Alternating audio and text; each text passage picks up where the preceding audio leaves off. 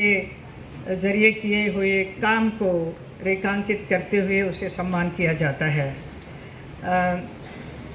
जो भी व्यक्ति हैं, जो भी कलाकार हैं, वो तो सिर्फ एक माध्यम है।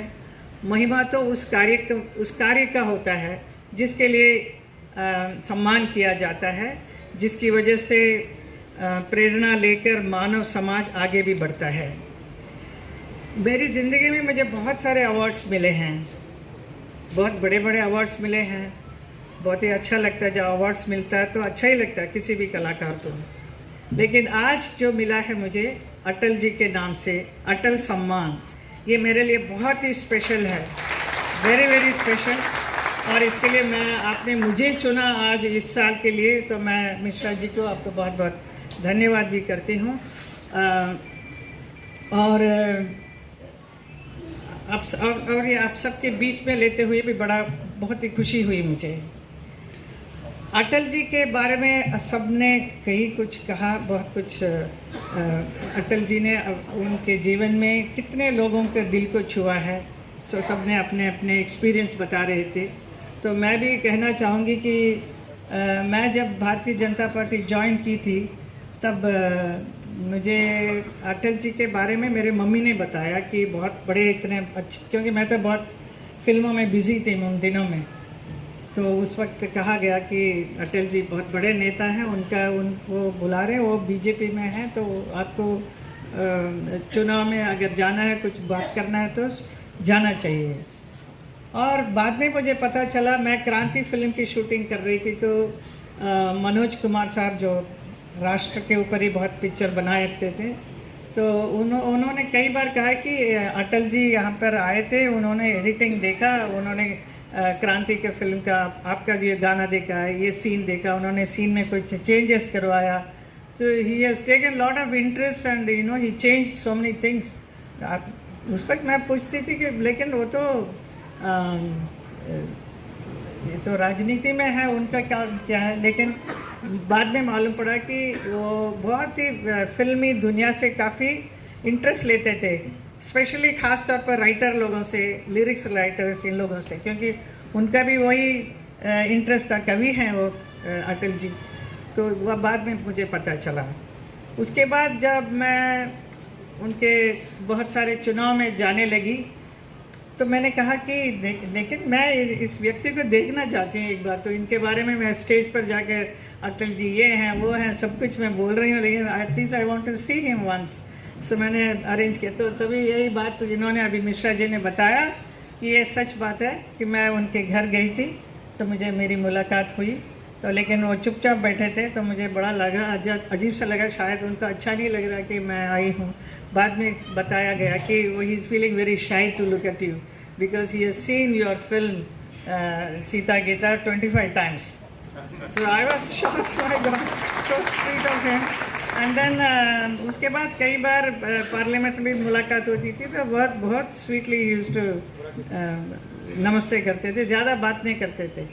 So he had lot of respect and admiration for the work what I have done in films. So ये एक हमेशा मेरे दिमाग में याद रहेगी ये बात। तो और ये भी एक अद्भुत संयोग है कि अटल जी ने अपना पहला लोकसभा चुनाव मथुरा से ही लड़ा था, और मैं भी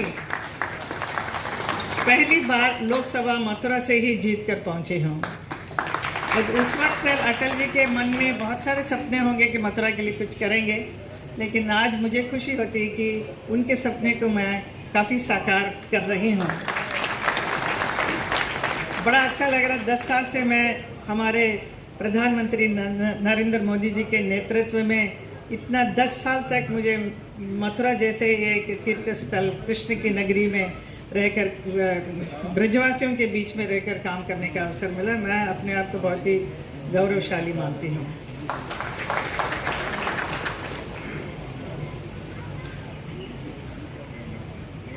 अटल है विजय रथ, नमो रथ अटल है, पूरा देश ये कह रहा है। करेक्ट, सही है ना?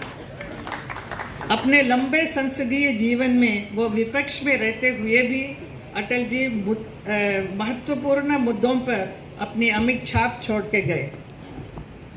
विपक्ष में रहते हुए भी बहुत कुछ उन्होंने किया है। देश को उन पर इतना भरोसा था कि संकट के समय उनके राजनीतिक विरोधी भी उनकी सलाह लेते रहे। ये मुझे सुनने में आया, ये सब सही है।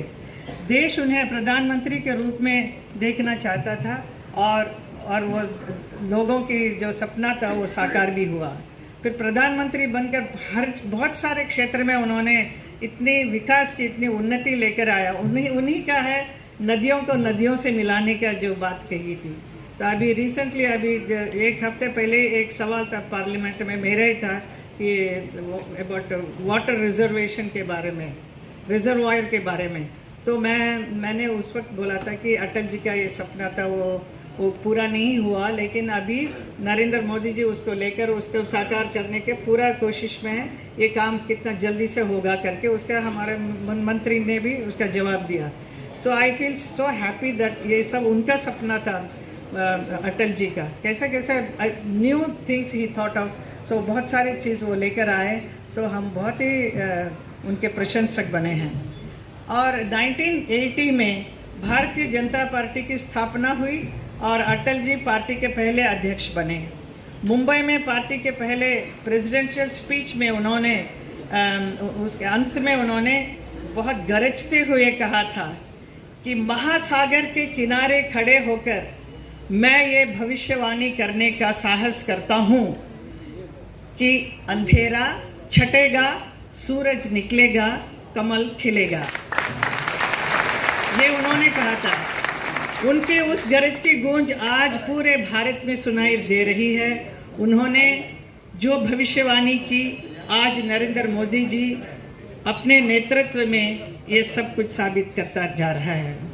मुंबई के उसी धरती पर मैं भी खड़ी होकर, भाजपा का एक कार्यकर्ता बनकर, अटल जी का एक फैन बनकर आज मैं कहती हूँ कि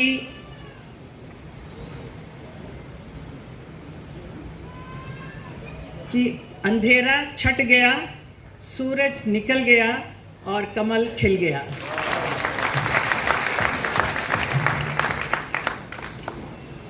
अभी बहुत सारी हमारी फिल्म जगत से जुड़े हुए हमारी अभिनेत्रियां बहुत अच्छा सा उनके अटल जी का पोइट्रीज को सुनाया। तो मुझे भी किसी ने लिख के दिया है, तो मैं बताती हूँ उसको।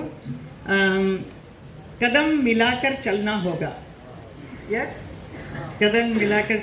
आशीष जी ने बोला मुझे बताऊंगा करके, अभी बताया नहीं। He said he will give me the best poetry of Atal ji. Anyway, that I got it.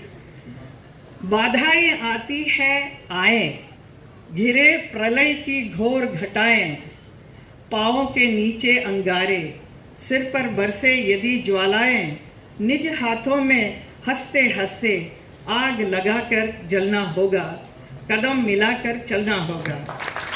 हास्य रुदन में, तूफानों में, अगर असंख्यक बलिदानों में, उद्यानों में, वीरानों में, अपमानों में, सम्मानों में, उन्नत मस्क उभरा सीना, पीड़ाओं में पलना होगा, कदम मिलाकर चलना होगा।